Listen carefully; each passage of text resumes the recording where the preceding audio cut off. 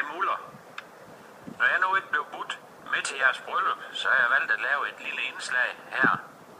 Spøj til sige. Du ved jo som sagt ikke endnu, hvem jeg er, men det vil du finde ud af senere. Mit første kendskab til dig og din familie startede omkring 1980. Det var i Spjald. Hvor fanden er Spjald? Det er som sagt langt ude mod vest, hvor vinden blæser.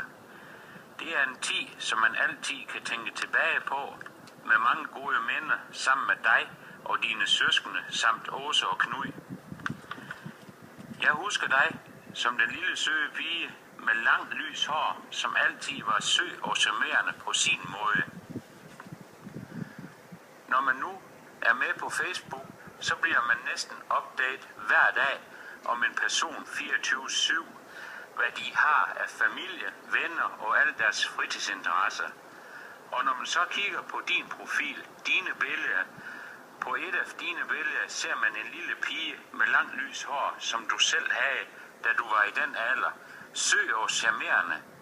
Ja, æblet falder ikke langt fra stammen. Det har den heller ikke gjort med denne kønne datter, du I har. Din datter burde måske også have et kælenavn, som du også har fået. Denne kælenavn kunne jeg måske være med til at give hende. Nu ved jeg ikke, om du kan regne ud, hvem som har indtalt dette indslag. Hvis du ikke har gættet det, så er det faktisk mig, der har givet dig kælenavnet Muller. Det navn kan jeg jo også se bliver brugt flittigt. Navnet, det passer jo rigtig godt til dig. Du og I skal lige have de sidste ord med på vejen. Husk, at livet ikke er en selvfølge. Man skal lære, så længe man lever.